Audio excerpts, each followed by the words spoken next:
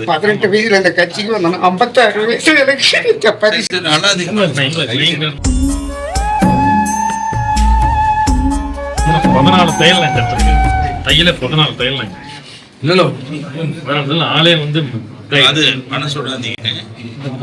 பாட்டாளி மக்கள் கட்சிக்காரங்களை தாக்குறாங்க. அது எப்படி தாக்குறாங்க? கொலவெறியோட தாக்குறாங்க.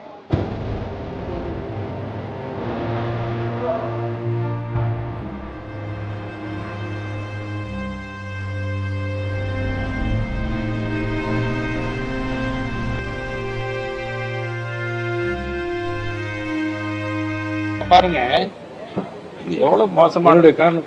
இது அருளை கொல்றதுக்காக கல்லு தூக்கி போடுறாங்க. கல்லு பாருங்க, கல்லு கார்.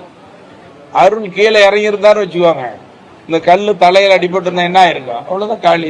கத்தி அப்புறம் கத்தி பாருங்க, எவ்வளவு பெரிய கத்தி, எவ்வளவு நீளமான கத்தி. வீச்சருவாள்னு சொல்றாங்கல்ல, இதுதான்.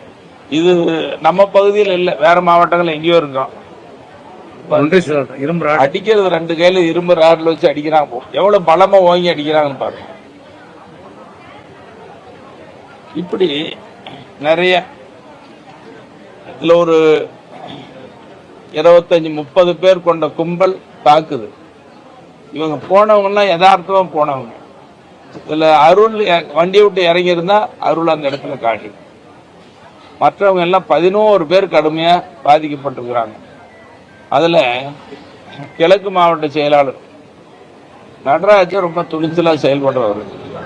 நடராஜன், அப்புறம் விஜயன் ஒரு தம்பி, ரொம்ப சுறுசுறுப்பா செயல்படக்கூடிய தம்பி.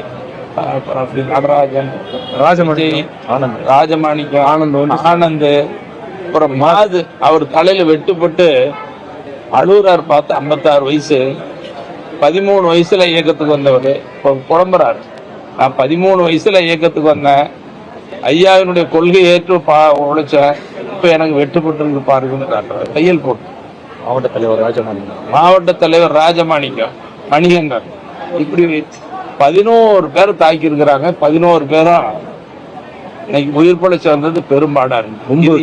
நடக்குது சேலம் மாவட்டத்துல, தமிழ்நாட்டுல. யாரு நடத்துறது? பாட்டாளி மக்கள் கட்சி. யாரு தாக்குறது? பாட்டாளி மக்கள் கட்சி. இது எவ்வளவு பெரிய அவமானமான, வேதனைப்பட வேண்டிய செயலுங்கிறத வேதனையோடு பார்க்கிறோம். அதை வன்மையா கண்டிக்கிறோம். காவல்துறையில இன்னும் சரியான நடவடிக்கை இல்லை. இதுக்கு ஒரு முற்றுப்புள்ளி வைக்கணுங்கிறதுக்காக தான் அடுத்த மாசம் டிசம்பர்ல நடக்கக்கூடிய பொதுக்குழுவை மருத்துவரையா அந்த பகுதியில் வச்சிருக்கிறாரு. அப்படின்னா கட்சிக்காரங்களை மதிக்கிற கட்சியினுடைய தலைமை பொதுக்குழு, மாநில பொதுக்குழுவே அந்த பகுதியில் வைக்க அறிவிப்பு பண்ணியிருக்காரு. நீங்க நினைச்சு பாக்க, ரொம்ப வன்மையா கண்டனத்துக்குரியது மட்டும் இல்லை, வேதனைக்குரியது. காவல்துறை மேல எங்களுக்கு நம்பிக்கை இருந்தாலும் கூட ஏன் தாமதப்படுத்துறாங்கன்னு தெரியல. இன்னைக்கு முக்கிய குற்றவாளிகள்லாம் வெளியில சுத்திட்டு இருக்கிறாங்க, நடமாடிட்டு இருக்கிறாங்க. அவங்கள இன்னைக்கு வரைக்கும் ஒண்ணுமே பண்ணல.